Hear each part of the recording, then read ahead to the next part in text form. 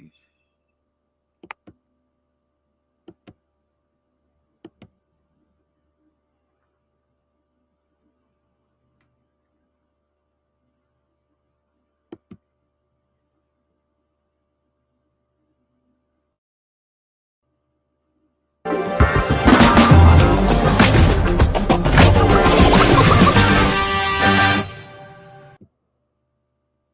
Good morning and welcome to where understanding politics is made simple.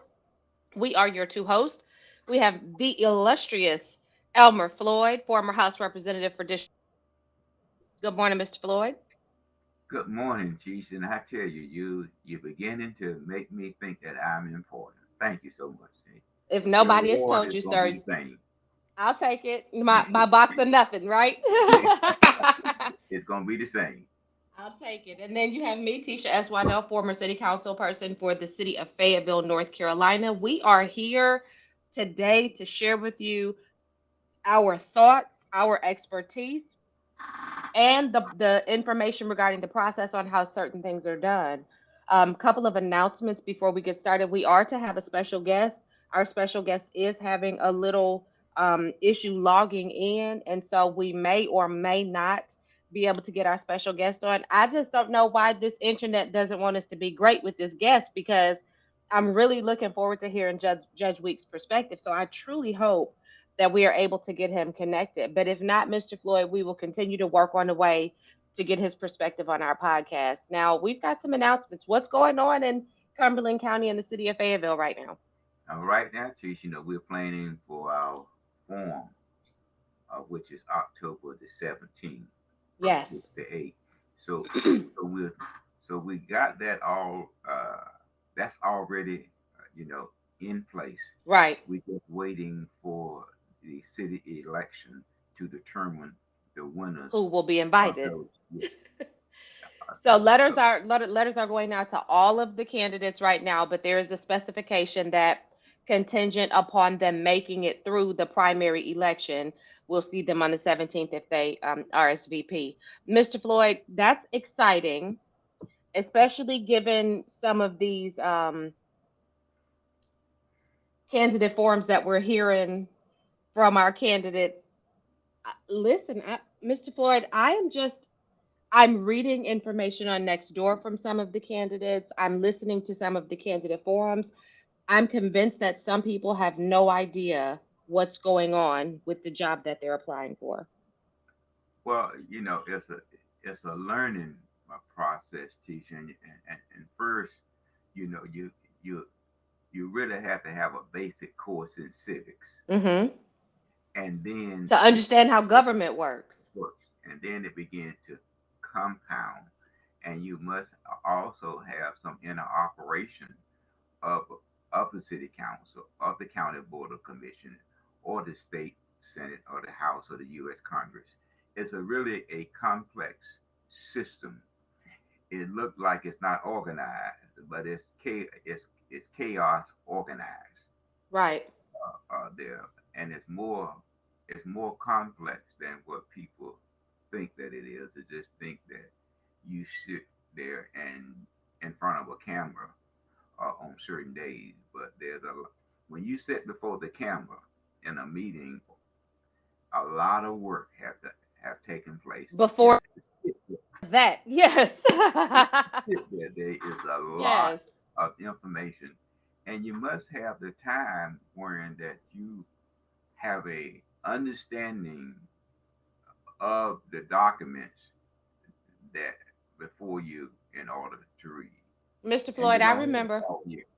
You don't. You have a short window of time to consume this information. Mr. Floyd, I remember Mr. Chris explaining to me how they used to get their agenda packets. He said that first they used to fax them everything, right? There was this fax machine that every council member had, and they would get these fax. But I think Mr. Chris didn't like the fax machine, so they would actually courier the agenda packet to him. Can you imagine every time you go into a meeting having an agenda packet this thick that you've literally got to go through in order to be prepared to discuss the items on the agenda? And when you're new, Mr. Floyd, when you've been there for about a year, you have the luxury of reading the newest information, right? Because you're already very, very aware of the older information in the packet. But when you're new, you have to read all of that because you need to understand the historical information. You need to understand what's going, like you got to know all the parts. So I just think that coming in at least understanding what the job entails, having a basic understanding of how the job is done, and really being able to understand what's really going on. Like you may not know all the ins and outs, but know what's going on. And some of these candidates are just not demonstrating that. When we were in our forum, and you may not want to answer this, but I want to ask you since we have a couple extra minutes. When we had our forum, I want us to kind of just go by district and talk about who stood out to you as somebody to potentially watch in this race. Well, Teach, I tell you what, I'll just hold that if you don't mind, so people won't think that I favor one candidate over the other candidate. But as I looked at some of the candidates, and I say to myself, is that real? And I leave Right, it at that, Teach. right. I Do don't I know. do I have to leave it at that, or am I allowed to expound? What you can expound, but I just can say that I favor this candidate Right. over that candidate because I don't want to show impartiality as it relates to the candidates. I appreciate that. And I'll say this, I don't have a dog in this fight. And I'm always very clear about that. I do not have a dog in this fight. However, for the purposes of just really being able to offer up some information about process and what I believe to be the process of this election, I do want to share a couple of things that I observed. I think that when we look at District 2, I think that, there's often, Mr. Floyd, when it comes to electability, because constituents are not watching our program the way they should be, because the vast majority of the city is not tuned in on a week to week basis, they don't always understand the ins and outs of local government, right?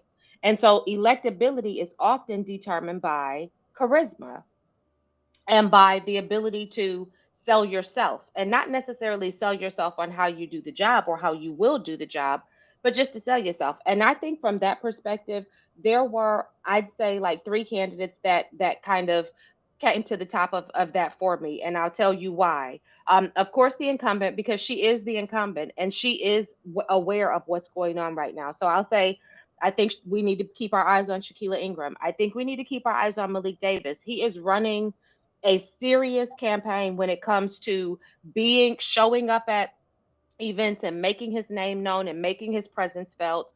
I think that Janine Ackles, this is her third time running. I thought it was her second time. My husband corrected me. He's like, no, it's her third time.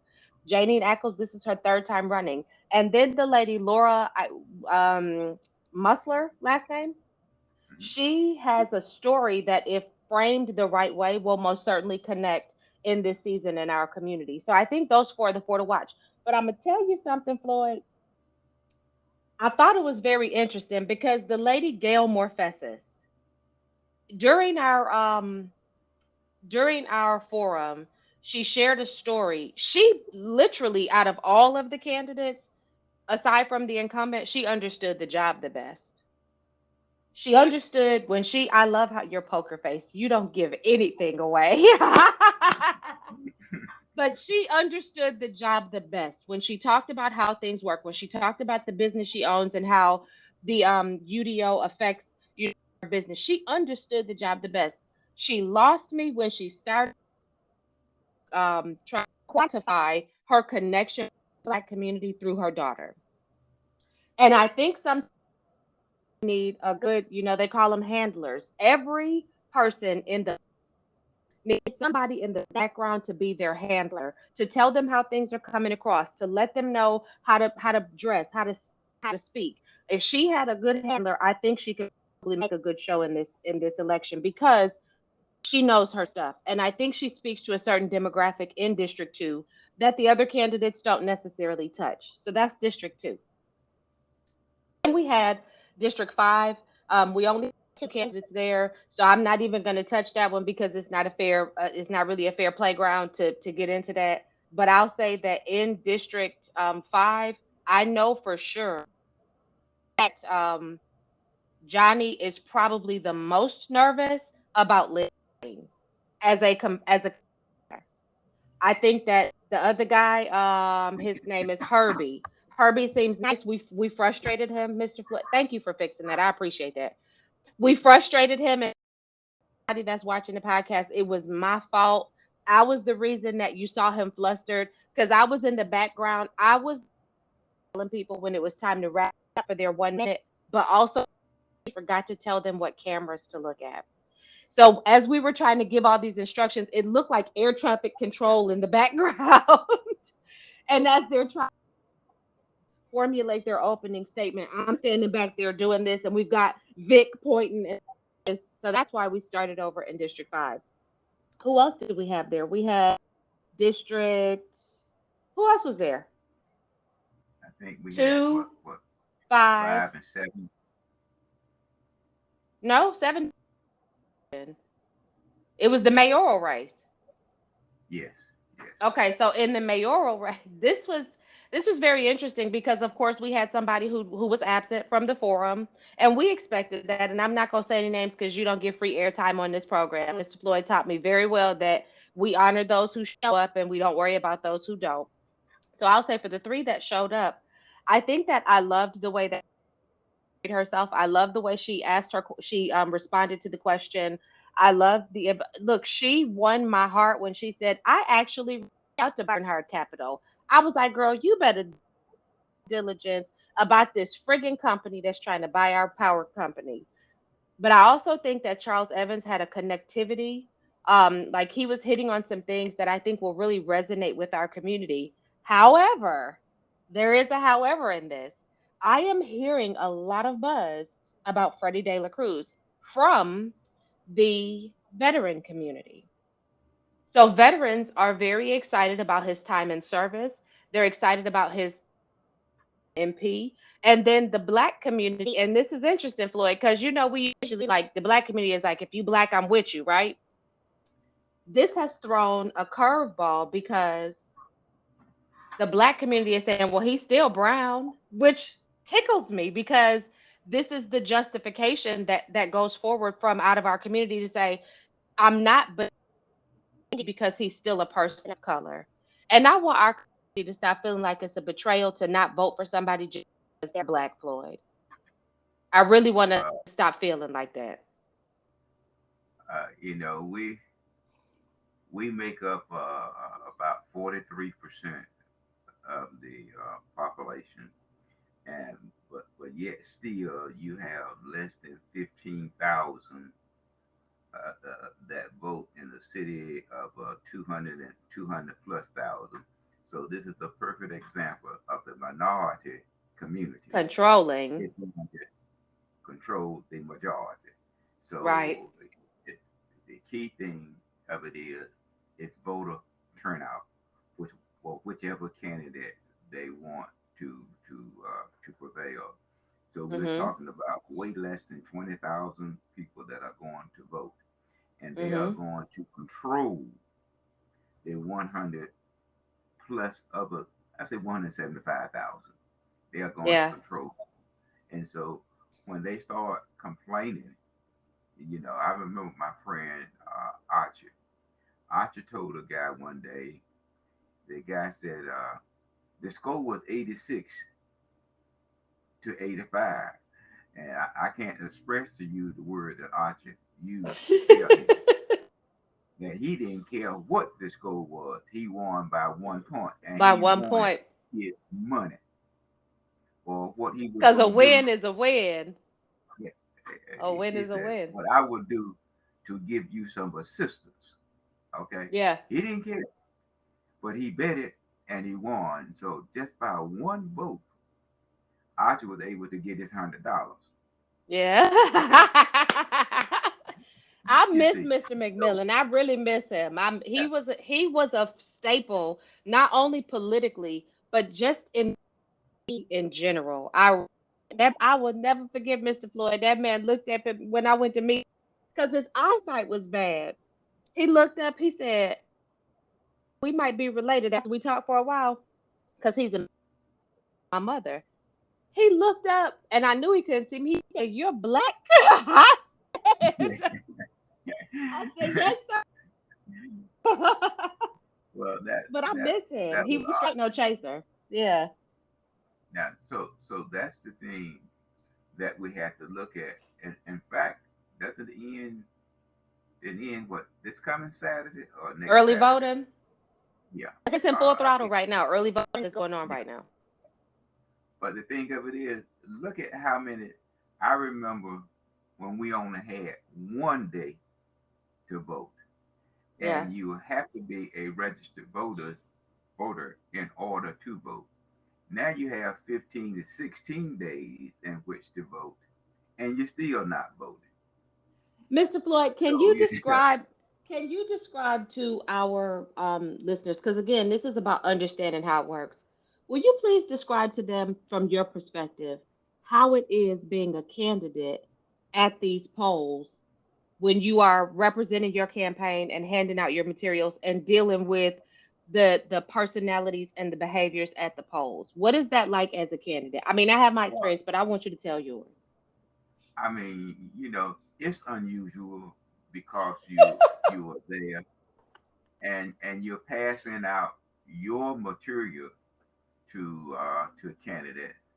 Uh, and it took me some time to learn that the other zip code was only passing out their material, and we as minority candidates were passing out the party The material. slate card. And so by Slate card. passing out that card, a lot of persons who may have voted for you or wanted to vote for you, once you give them that card, it Turn them sort of off. turned out some of the voters that you may have. But I learned that now from my other zip codes.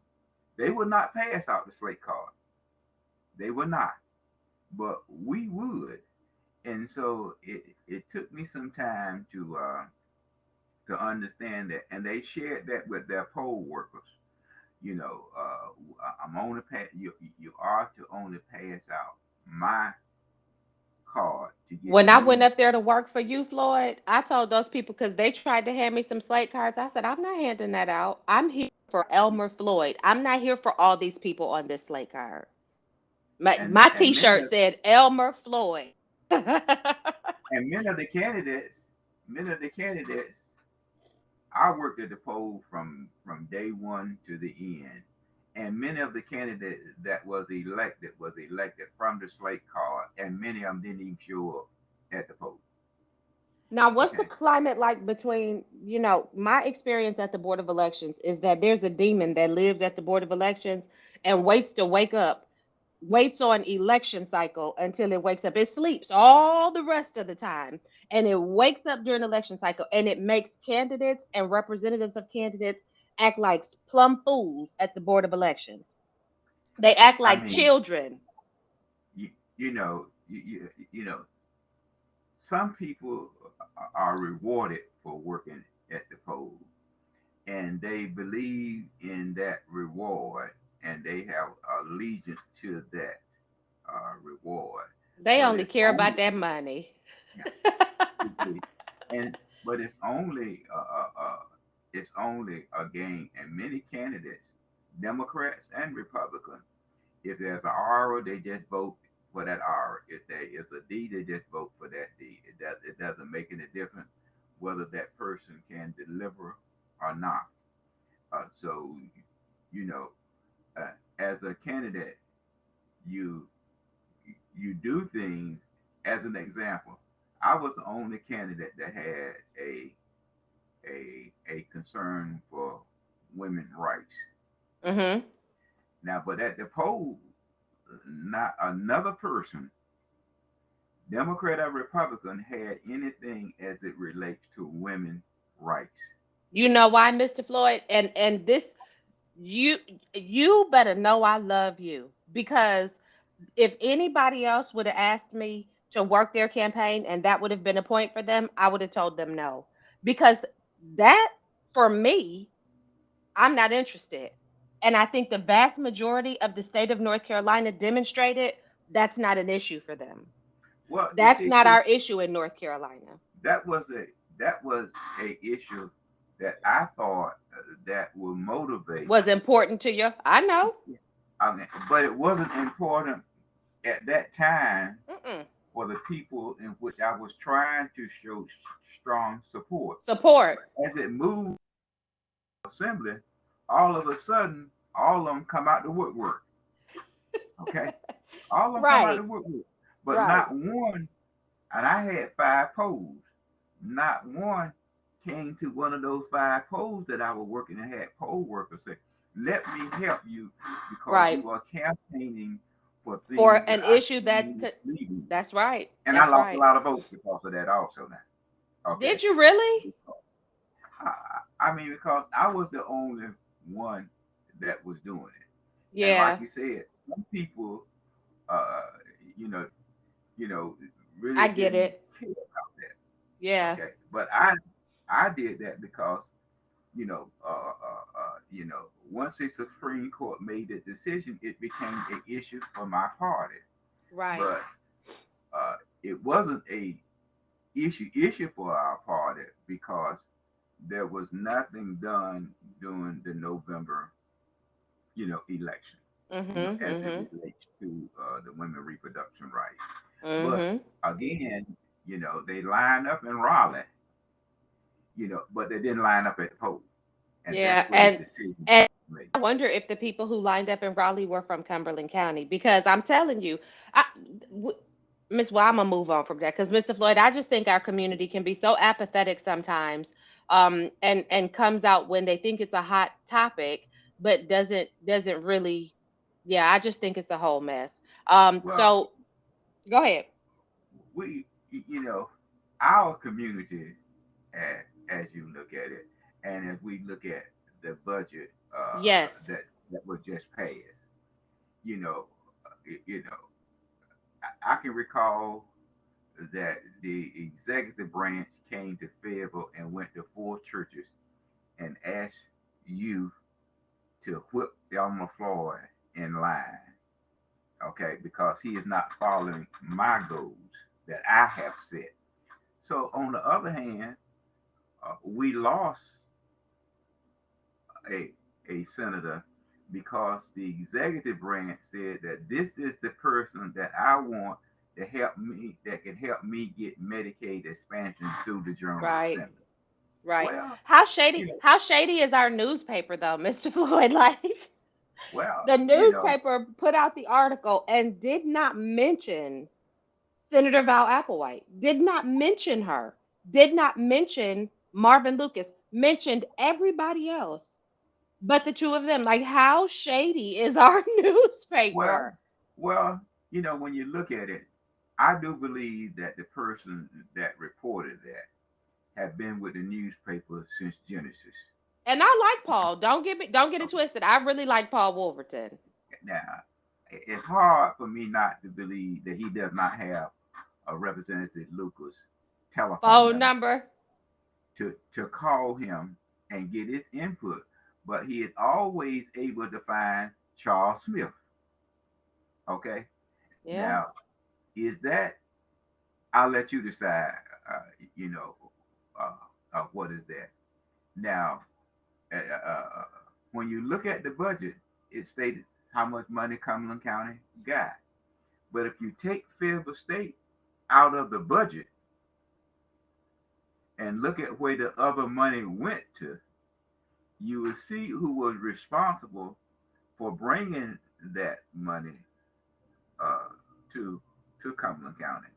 And some organization I never heard of before that received money. But again, if you take Fayetteville State out, uh, zip code 301, I don't believe it's in Fayetteville, Right. Right. according to the budget. Right. So, Well, let's talk budget. So we see, well, before we move to the budget, because I'm sure the budget's going to take us a while, I think it's worth noting that the city of Fayetteville did something that they have not done in the last 3 years. The city of Fayetteville appointed a new commissioner to the Public Works Utility Commission. And they did it before their October 1st deadline. They appointed Richard King, who is the former owner of King Electric of Fayetteville, North Carolina, and he was voted in a 5-4 vote. Mayor Mitch Colvin, Mayor Pro Tem Johnny Dawkins, Councilmember DJ Hare, Dino Hondros, and Brenda McNair all voted to him. Voting against him or for another candidate were Courtney Banks McLaughlin, Mario Benavente, Shaquila Ingram, and Kathy Jensen. The other candidate was Joseph Halleckschek, who is currently the Director of Public Works for the Army. He was now make it make sense, Floyd. Okay, make this make sense. The Director of Public Works for the Army was not selected, but the owner of King Electric was selected. Are we Well, looking at very simple. He had did come some contractor work for PwC and understand how PwC operates. I mean, the guy out at Fort Bragg, he managed the facility, but apparently he had no knowledge and no relationship to PwC. But he managed the facility out at Fort Bragg. I'm So I'll covering let my you face? decide. I'll let you decide. This man I'm had just we just experience go of managing a facility. So it seems like to me that that person, but I understand the process. It seems to me that that person has just a little bit more skill when you are looking at skill set and experience. But you know, I understand the politics. It's up that's to the them word. to look at to understand the politics. Understand the politics. But congratulations, City of Fayetteville, for not dragging this out. Apparently, somebody was absent. It looks like the person who was absent for this vote was District 7, Brenda McNair. Nope, Brenda McNair was there. So we got Mitch, Johnny, DJ,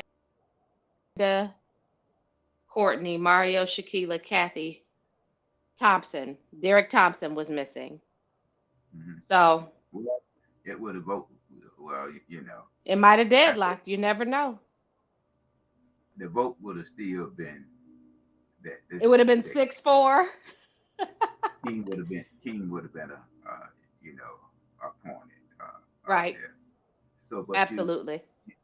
you send for skill set when you look at these various boards and commission, and I understand that. Not that board or commission. This to me is more evidence that there's always a plot at hand to stack the deck. Now remember, Jonathan Charleston himself said it.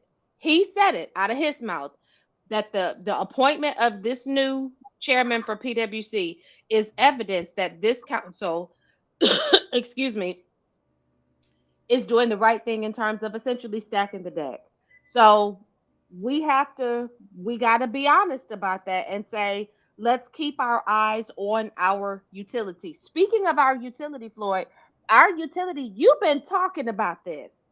Nobody has really been talking about this, but I've heard you talking about this money that the utility had to come up with for this project that they had coming up. Yeah. They got some money in the state budget. PwC got funded in the state budget. Well, they got some money for a water project, out there. But again, our delegation, Democrats, we voted against that. We voted against some $72 million for Fayetteville State, and again, there was money in the budget for the Civil War Museum, $5 million. Money in there for Cateville Valley Hospital, money in there for Methodist College, money in there for Fayetteville Tech, and there was money in there spread it all the way around. The Art Council got more money. There was more money. Spring Lake got money. Godwood got money. Yeah. So, So let's go down the list. 30 billion in the state budget. Um, Cumberland County got 127 million of that. So we see now it you says take here that and you take Fayetteville State out, and you look at the other projects. Okay, so let's do that. So we've got sports gambling to underwrite college athletics. You know how I feel about that. I'm not even going to beat that dead horse. Money to replace contaminated wells with public water. So 12 million to the Commission for their new water system to supply the Grace Creek area. And then we've got millions for Fayetteville State Methodist and Faytech, 2.5 million for Fayetteville State, 36.4 million for Fayetteville State, 4.5 million for Fayetteville State, 26 million for Fayetteville State, 2 million for Fayetteville State. That's a lot of money for Fayetteville State. So you're Now, looking at bear in mind 30, now, 60. in order to get that money for Fairfield State, it had to be strong support from the Board of Governors. So let me just say this because I like for people to always see the ties. Remember when this chancellor was brought in, our current senator was very opposed to him coming in, very Yes. opposed. And I think it may have resulted, I think the contention may have resulted from her as in her removal from the board of what do they call Well, that, she couldn't Fable? do both. She couldn't do Well, both. She couldn't serve. this was before she was a senator. This all happened before she was a senator. She was a member of the board of what was the board called?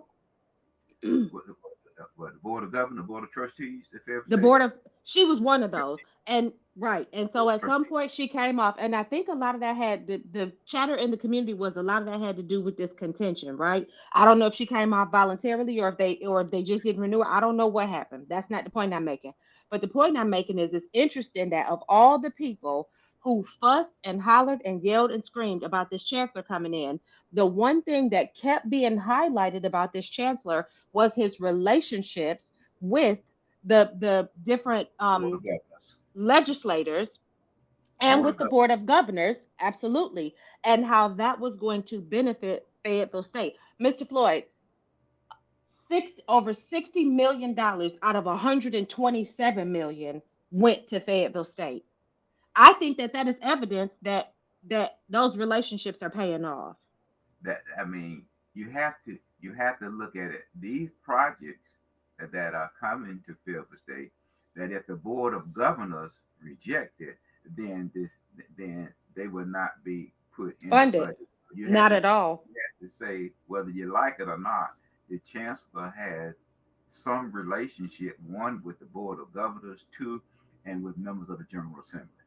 Absolutely. And then you see $2 million going to Methodist University, which is it's once you compare that to Fayetteville Tech, but that's still money, right? So 2 million going to Methodist. Then you see 14 million on a medical residency partnership between Cape Fear Valley and Womack Army Medical Center, which I think is awesome. Then the Airborne Museum is getting $2 million. The Civil War Emancipation and Reconstruction History Center is getting $5 million. Cape Fear So you Regional add that Theater, 5 million with the money that they got the last time, that they're looking to they boil that almost there. $1 million out. They They almost there. they well over. If they continue to receive money from the General Assembly, they may not need that additional $20 million that they say that they have in the That's budget. right. That's right. Cape Fear Regional Theater and Gilbert Theater, $2.1 million and a two hundred and Remember fifty last time thousand they got a little bit of money in the budget from the last city, but they year. also got money Last from the city. Right. last year they got money from it. So you have to see these relationships now, and who is help bringing in the money to help with these relationships. And when you Mm-hmm. look on our part as it relates to our representative, I didn't see anything in there for 301 other than Fairfield State. Well, yeah, and I mean, so when we look at nonprofits are getting some money, and let me say this because when I saw this, my heart leaped for joy. So, as far as nonprofits are concerned, there's a school here. There's a lady named Amy Sparks, and if you don't know who Amy Sparks is in our audience, I need you to look her up. She's phenomenal. I've known her for such a long time. Amy Sparks has been advocating for her school, the School of Hope, which is a private school for autistic students. She got $375,000 in this budget. And I'm going to say this. I believe much like what you just said that a lot of the money that we see coming in is specifically because of the relationships that the legislators have that A legislator in this case. One legislator. Yes. Okay, we legislated in this case because our legislators. I don't No, see. no, two, Floyd. Because I'm gonna say McKinnis and Wheatley. Well, you know you have to be willing. That there's a representative up in Halifax County. I mean, Mm-hmm. last budget, he raked in over $100 million. This year, he didn't do too bad. Now Halifax County is, I mean, Halifax is about, I'm exaggerating now, about the size of Spring Lake, Right. you know, and see the money that he is getting because he understands that his community need additional money, how he can get it. And I believe Halifax is in a tier one community, just like Fayetteville is. Okay? I mean, Cumberland County is a tier one community. But our community, for instance, we talked about several things. We talked about, we want to raise state employees and we want to raise teachers. Everybody is for that. But we fight against lowering corporate taxes, which is, I think, is like 2.5%. But when you look at the corporate tax, reduction, and we're rated one of the top states in order to do business with. Right. In the past 2 years, we have gotten just about $20 billion in corporate investment. And look at the Mm-hmm. number of jobs that it created. We're And talking about, you have to give those incentives to bring business. It is, and I learned that as a member of the council that if you are not willing to incentivize corporations, they're not coming to your community. They're going where the incentives are. And so you have to weigh the pros and the cons. And if you want good jobs for your people and you want industry in your community, you're going to give those deals. well, well, when you look at it, if you look at Guilford County and Randolph County, how they partnership to get, I think it's Toyota battery, electric, whatever it is, Mhm. into their community. Well, they also partnership with how we gonna get water, the necessary infrastructure Right. that's going to that they are going to need. So when you look at that, that's Mhm. jobs, And then again, when you look at healthcare expansion, every month that healthcare expansion wasn't in place, the state lost $500 million a year. I mean, a month. But it won't start until December now instead of October. So you Mhm. look at that, and it's supposed to create 26,000 jobs, and just about once it gets set and running, the federal government is going to pay 90% of that, and the hospitals are going to cover the other 15%. We're talking about 26,000 jobs. We're talking about service for 600,000 people. So what's the problem? That's my concern. What's the problem when you say that one of the flagship, and then the governor and the Democrats wasn't on the same vibe because the governor I was getting indicated that ready to say, yeah. he may or may not support. He may or may not. But the healthcare expansion was the governor flagship. No way in the world was he gonna vote Against against this a budget, veto that budget with one of the projects that he had been working on since the 20. entire time that he's, thank you. Thank you. Okay, and the job, but the House Democrat in both Senate and House spent 3 hours debating on the House floor when the executive branch has already made up its mind what it was going to do, but it said that, well, I'm not sure. Okay, Mhm. well, you have three choices: 12 days, sign it, don't sign it, veto, or let it become law. What did he Mhm. do? He let it become law Mhm. because that's his flagship. And this is Right. what I'm saying, that amount of money that is coming in. So now there's only, I think, about 10 states that's left that does not have it. But last time now, before it was signed, we got a gift of $1.8 billion, Mhm. showing that we Mhm. could come on board. Come on. Let's Yeah. be realistic. You campaigned on it. You talked about it. You argued about it. But when it come down, You you brought vote. on you brought on Val Applewhite specifically because you said that she support Medicaid expansion, like specifically. Well, that's what the governor said. The governor said Exactly. the reason why he wanted Val Applewhite because she can help get Medicaid expansion through the General Assembly. But Mm-hmm. you have to look at all of the pros and cons. Decisions are made in a committee. That's where the you got to be on that Mm-hmm. committee to help make those decisions. And Val Applewhite, Senator Absolutely. Applewhite, was not on Health and Human Services.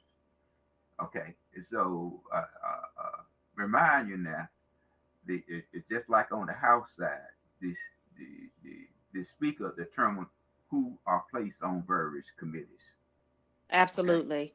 if you're not on So a the committee, you can't even make an amendment. right. Okay, you have to run it through one of the members of the committee. So Mm-hmm.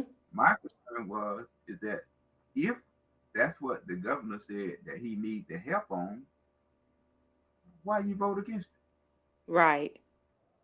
Right, absolutely. And the last look, Mr. Floyd, the last thing I want to highlight in this budget is the fact that we see $500,000 for improvements at the Fayetteville Regional Airport. Now, look, I love our airport,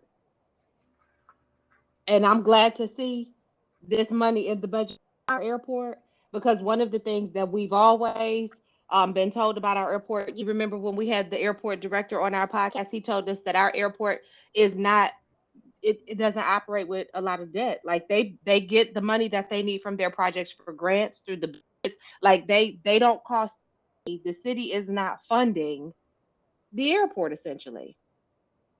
So I'm glad to see this money in there, and I hope that that means that our airport is going to remain an asset of the city, and that it's not going to continue to be a conversation about selling our airport. it. Teach that is a no conversation because any wise person with wisdom know that we cannot pay the federal government back the money that they have provided to us for improvement at the airport. That's Any right. wise person, now I'm not saying, and that's what scripture say, wisdom. That's Okay, right. so I don't think that that's a concern. But also, as we begin to close, there's a lot of things that was put into the budget that was not the appropriation act that normally is bill driven. For instance, Mhm. the judgeship was moved to from age from 72 to 76. They got Okay, somebody in mind, Floyd, and that person is okay. probably about 70, 73, He 74. said that person, 70, that person is reaching that age limit. But Mhm. we're also in a redistricting process now, of which it probably, whichever way it goes, it's going to be a lawsuit, and the state Mhm. supreme court is going to hear that case. That was the same court that overturned it, and now we're into this redistricting process. But the key thing to it that the drawers are going to try to maintain 72 in the House and 32 and 30, I'm sorry, 30 in the Senate, and then scramble the eggs. Mhm. Okay, they're going to do that, Mhm. and they're going to allow judges to carry guns in the courtroom, and then again they determine also what documents that they want the media to have instead of saying all documents are public records once they Mhm. go through the system. So and again, as you well know, the casinos were taken out, in order to get the budget to move forward. So Right. hopefully that we will see some maps very shortly, very, very shortly Mhm. Mhm. there that's going to be discussed. Whichever way it comes, it will be a soup file. Doesn't make any Right. difference. What do you want to leave our people with today? Well, there's so much good in the worst of us and so much bad in the best of us to behoove none of us to talk about the rest of us. But think, think, and make decisions and look at what is taking place in your community. Just don't buy flowery words. Just don't buy that. And a nice dress 3-piece suit. You know, Mhm.